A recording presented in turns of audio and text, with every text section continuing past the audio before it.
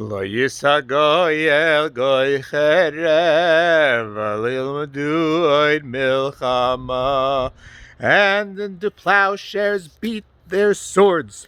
Nations shall learn war no more. So, like 30 years ago or more, I was out in Oregon, I think, singing this song, beating swords of the plowshares, and exactly 31 years ago from today, the Lubavitcher Rebbe spoke about events that had happened that week, 31 years ago, today, where the superpowers Russia and America met in the UN, in Camp David, and decided they were going to decrease nuclear armaments, nuclear weapons, and instead use the money for farming, agriculture, feeding people, helping people. And he said this was the fulfillment, this is actually the beginning that's happening of the prophecy from Isaiah, that the nations are going to build to beat their swords into plowshares.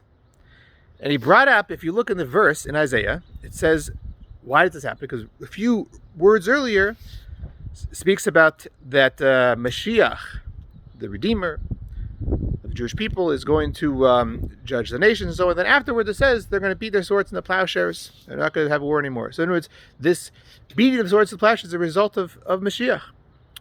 Now, 31 years later, so okay, what's going on? It hasn't happened in a full ultimate sense. So what can we do? How can we help to bring it about? We want it to be in the full sense. So really, if you think about it, each one of us has swords within us. And there's two different categories. What are these weapons? We have some weapons that are in us, but they're directed towards us. The self-critic, the parts, our voice inside of us yelling at ourselves, beating ourselves up, attacking ourselves. What are you doing? So that's swords. And then we have swords directed towards other people.